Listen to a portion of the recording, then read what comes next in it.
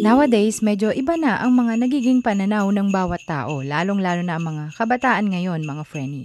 Ang iba ay mapupusok na talaga kung maituturing. Ang iba naman ay bagets pa lang pero kayang-kaya nang tumayo sa sariling mga paa. Maswerte at masiglang araw sa lahat ng taga-subaybay ng Moment by Rian Podcast Vlog. Pag-uusapan natin ngayon ang living alone, mga pros and cons ng pagiging mag-isa. Part pa din ito ng ating Adulting Personality Development serye kung saan huhubugin natin ang ating mga sarili para mas maging kapaki-pakinabang tayo at mas mabilis mong ma-manifest ang iyong mga inaasam-asam na magandang pagbabago sa buhay mo. Living alone. Kuminsan mas kilala bilang solo living kung tawagin ng mga Gen Z. Napakarami ng mga kabataan ngayon ang bumubukod agad sa mga magulang nila. Take note, this is case-to-case basis mga frenny. May mga ilan kasi na gustong umalis sa poder ng kanilang mga magulang for some reasons. Merong maganda, meron din namang negative reasons at para mas maliwanagan ang ilan sa inyo about solo living, dumako muna tayo sa mga rason kung bakit tayo bumubukod or kung bakit bumukod. Negative reasons. Unahin ko muna ang mga medyo alanganin na dahilan mo kaya gusto mong umalis sa poder ng mga magulang mo. Number 1. Wala lang. Gusto mo lang. Yes, isa ito sa mga rason kaya gusto mong magsarili. Wala lang. Gusto mo lang. Yung tipong nakikitrend ka din sa iba at yan ang padalos-dalos na pagdidesisyon. Number 2. Hindi maganda ang relasyon nyo sa pamilya nyo. Isa ito sa negative reasons kung bakit gusto mong bumukod na sa bahay nyo at magsarili. Ang hindi magandang samahan between you at sa mga kasamahan mo sa bahay nyo, including magulang or kapatid.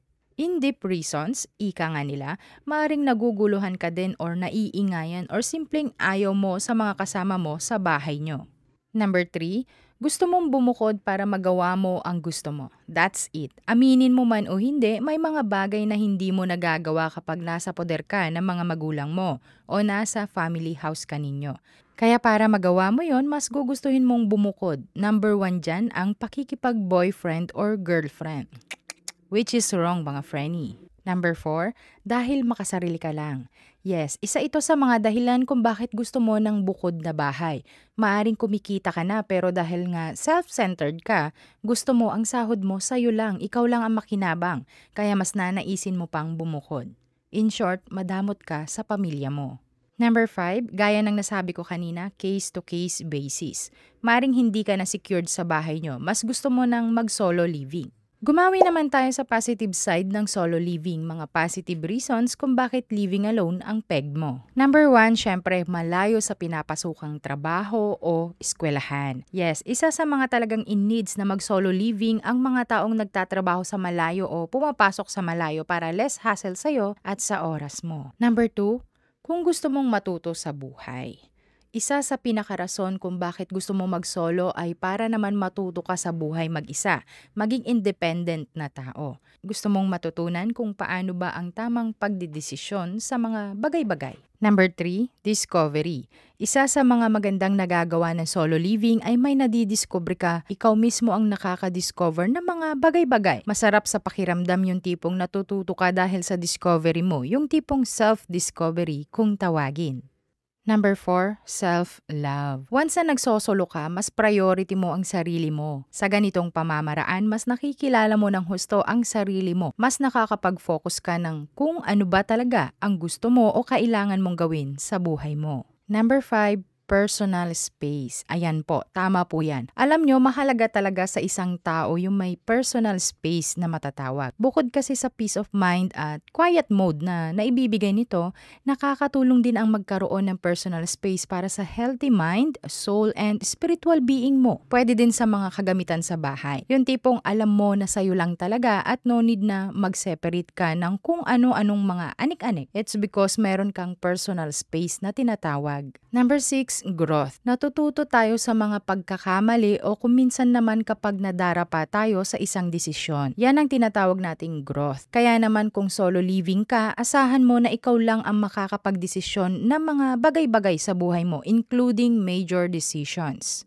Eto ha mga Frenny, lalo na sa mga subscribers ko dyan na bagets. Masarap po sa pakiramdam ang may pamilya na nakaalalay sa'yo. Masarap sa pakiramdam na may maaasahan kang tulong or moral support mula sa mga magulang mo. Kung hindi naman kailangan na mag-solo living ka, wag na Frenny bagets. Kasi iba pa din ang may mga magulang sa tabi mo. Maaari ka naman mag-solo, ayusin mo yung kwarto mo, desisyonan mo kung ano yung gusto mo sa kwarto mo. Bumili ka ng mga gamit na gusto mo, nasa sayo naman yan if isi-share mo sa buong bahay nyo.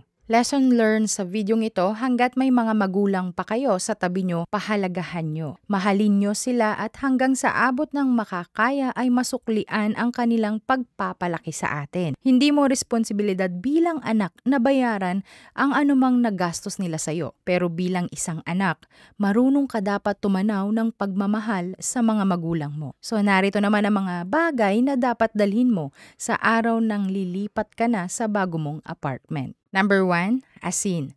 Ito ang pangunahing sangkap mga Frenny na dapat dala-dala nyo. Alam ko naman ng iba sa inyo matatakutin at namamahay. Lalo na sa first week mo mag-isa. Mainam ang asin na itabi mo sa kama mo. Nag-a-absorb ito ng negative energy at truly effective sa mga ghost para hindi ka matakot. Number 2, bigas. Magdala ka ng bigas sa bago mong apartment, Frenny bagets. Ito ay para naman mas makaakit ka ng abundance energy. Para kahit na petsa de peligro ay may kakainin ka pa din. Continuous flow of luck, ika nga nila. Number 3, holy water. Alam mo na kung para saan yan. Ang mga bad entity o bad energy, mga ligaw na kaluluwa or mga masasamang elemento na nasa lilipatan mo, Frenny, maganda yan. Baka kasi mapagtripan ka, at least lagyan mo ng holy water ang noo mo, sign of the cross, para matakot sila at hindi ka gambalain. Number 4, insenso at kandila. Magkasama yan dapat. Total aesthetic ka naman, try to bring white scented candles sa mga bago mong apartment or sa bago mong apartment. Pwede ka ding umorder sa akin ng Catalina incense. Aesthetic din yan dahil cone incense yan. Kidding aside mga Frenny. Pero to be honest, wag na wag kalilimutan sa first week mo sa bago mong apartment mag-insenso para mawala ang anumang bad energy na naiwan ng mga taong dati nakatira doon. Number 5, sili. Mahalaga ito sa'yo, wag puro aesthetic, okay? Ang sili ay malaking tulong lalo na sa gaya mong solo living.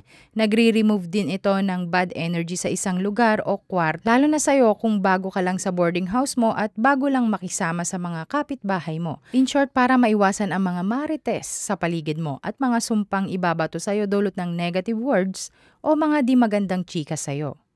Tandaan, sa bawat desisyon ng buhay mo dapat pinag-iisipang mabuti. So yun lang muna mga Frenny, huwag kalimutan magdasal ng taimtim, samahan ng sipag at diskarte para ang buhay ay swerte-swerte.